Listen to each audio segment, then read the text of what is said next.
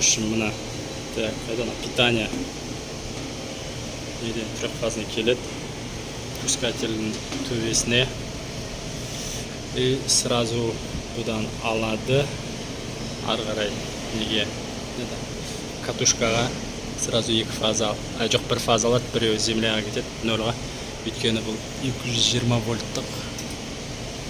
И потом мынандай перемычка кетеді, біреуі фазаға, біреуі нормально закрытый неге теплушканың нормально закрытый контактына. И сразу екінші жағынан шығады стоп деген кнопкаға қарай. Стоп деген кнопканың вот мына жағына. И бұдан өтіп сразу мыняққа қосылады. И мына екеуі блок контактқа төбесіне астына оңмен қара. И все. Пусты басқан кезде сразу істейді. И мындағы стоп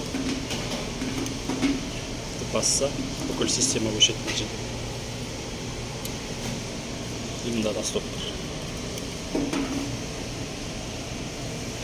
Все.